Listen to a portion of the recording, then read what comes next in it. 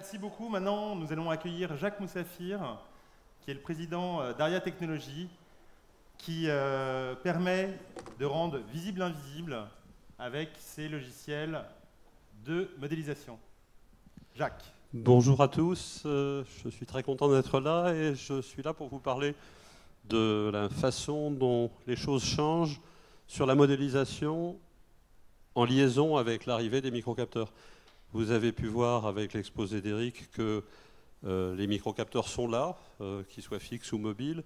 Donc la densité de mesure va aller croissant et ça nous intéresse directement parce que ça va donner un accroissement de résolution et de compréhension, et le caractère parfois hyper local des problèmes de pollution va être révélé à la fois par la modélisation et par les mesures. Je crois que j'apprends à me servir de cet engin. Donc voilà, ça marche. D'abord un mot sur Aria Technologies. On est une entreprise qui est un pure player, comme disent les Américains, sur le domaine de la modélisation. On ne fait que ça. On est indépendant, entre guillemets, des fabricants de capteurs, mais on cherche à être de plus en plus en équipe avec les meilleurs en France, parce qu'on est européen. Et on a une expertise qui est centrée sur la simulation numérique à haute résolution des émissions, de la météo et de la dispersion de polluants. En fait, on fait de la micro-météo de la pollution, et ça sert à plein de choses, mais principalement à faire de la cartographie, de la prévision et de la prospective, c'est-à-dire qu'est-ce qui se passe si précisément on enlève des diesels et qu'on passe à X% d'électrique avec X grand. Je vous invite à venir nous voir sur notre stand si vous voulez davantage de renseignements sur Aria et sur ce que nous faisons. Là, je voulais principalement parler de deux éléments. D'abord, quand on s'occupe de modélisation, on doit faire des calculs qui vont de la planète à la rue, c'est-à-dire qu'on n'est pas totalement isolé. Une part de la pollution atmosphérique observée est d'origine régionale ou vient de chez nos voisins, c'est un fait, mais une part est locale. Alors, au niveau européen, il y a maintenant des systèmes, système Copernicus, qui permettent de faire des cartographies très importantes, qui nous donnent le fond, c'est-à-dire ce qui arrive du reste du monde sur chacun des territoires. Maintenant, le slogan qu'on utilise souvent, c'est que la ville durable est celle où on peut respirer sans s'empoisonner.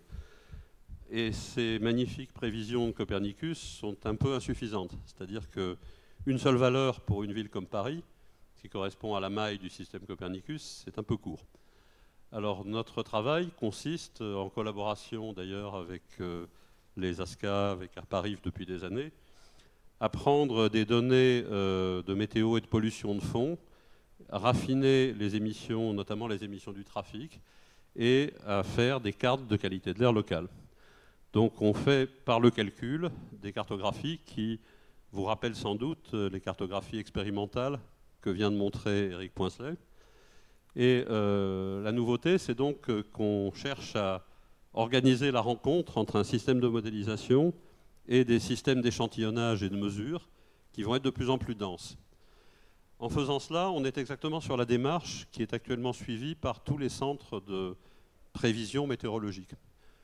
Quand on fait de la prévision météo aujourd'hui, on a des modèles de calcul qui assimilent des données provenant des stations de mesure, des satellites. Et si on devait faire de la prévision pure sans avoir l'appui de ces mesures qui permettent de corriger la trajectoire du modèle, nous n'aurions pas des prévisions de la qualité que nous connaissons maintenant, avec des prévisions à plusieurs jours qui sont devenues fiables. Donc en fait, on est à la croisée de l'évolution de deux technologies, les capacités de calcul et la grande diffusion des microcapteurs.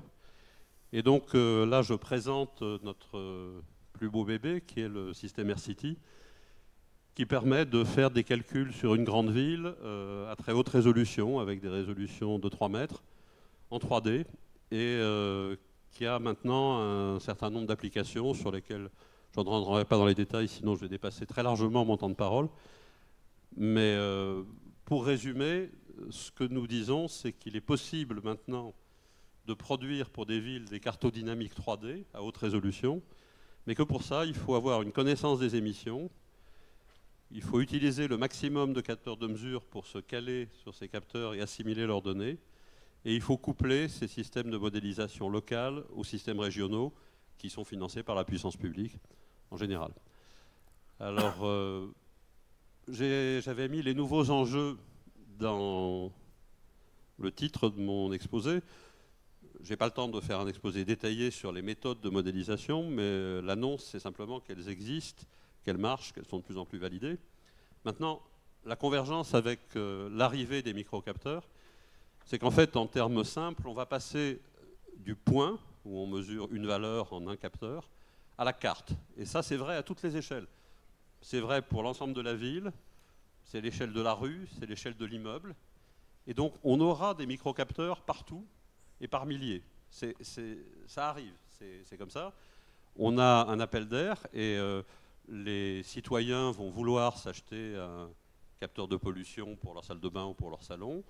On en aura donc dans nos voitures, dans nos bureaux, dans nos smartphones, dans nos appareils domestiques.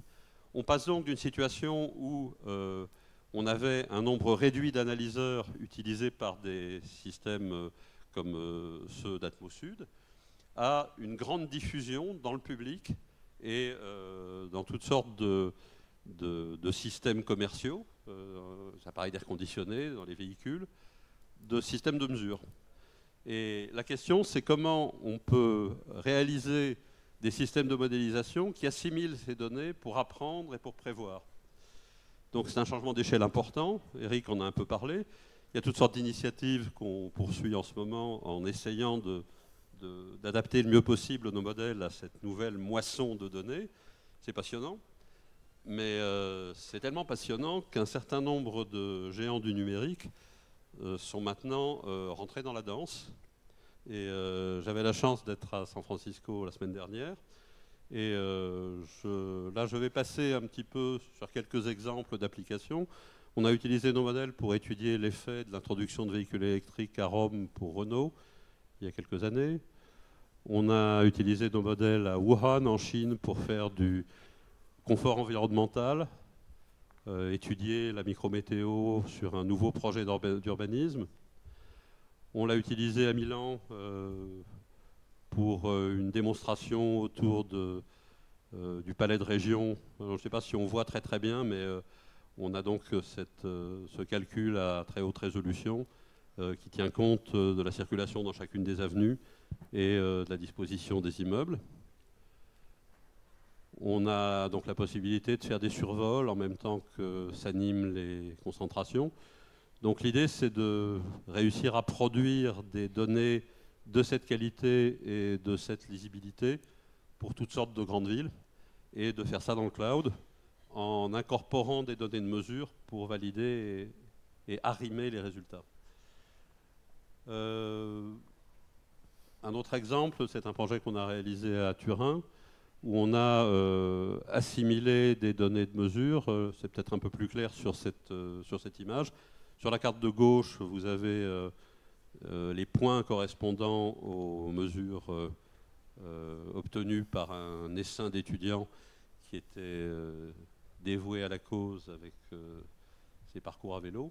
Et vous avez le résultat de l'assimilation dans un modèle 3D. Donc en fait, le modèle est un outil qui interpole intelligemment entre les points parce qu'il assure la cohérence entre les émissions de chacune des rues, la cohérence avec la direction du vent. Et donc on a d'abord un outil de reconstruction qui est idéal et qui se transforme en outil de prévision. Maintenant, je vous ai parlé de l'annonce qui a été faite par Google le 12 septembre à San Francisco. D'abord, il y a le déploiement de 50 véhicules équipés comme ceux utilisés pour Street View. Vous les avez aperçus dans le dernier transparent d'Eric, qui est en commande. Et ensuite, ils ont annoncé qu'ils allaient travailler sur quelques villes pour entraîner les biceps, Buenos Aires, Pittsburgh, Mountain View, Victoria et Melbourne. Et c'est la direction générale de Google Earth Outreach qui a annoncé ça en grande pompe au colloque du C40. Ce que ça veut dire, c'est que c'est bien de faire un métier qui, pour nous, c'est bien de faire un métier qui séduit les maîtres du monde, mais je pense qu'il faut qu'on s'organise un peu au niveau européen pour éviter d'être un petit peu colonisé sur ce plan-là aussi. Je pense qu'on a en Europe des choses à apporter. Le système Copernicus, par exemple, est une réussite mondiale. Je pense qu'il est utile qu'on essaye de bien se mettre d'accord en Europe. Je ne vais pas me prendre pour Angela Merkel et dire qu'il faudrait qu'on ait un Google européen, mais c'est quand même assez frappant de voir que quand un sujet innovant apparaît, sur lequel on pourrait s'organiser, les grands du GAFA sont là et bondissent. Et voilà, il faut en tenir compte. Bah, je note que dans le changement d'échelle, il y a un problème de financement surtout, c'est qu'aujourd'hui, il faut mettre l'argent sur la table si on veut avoir une valeur d'air souveraine. Voilà.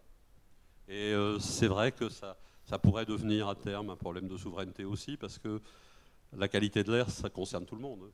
C'est pas un bien privé, rien à faire. J'espère que l'Europe décidera de pas se... Voilà. J'espère ne pas avoir trop débordé de mes minutes. Merci beaucoup Jacques et bravo en tout cas. Merci beaucoup.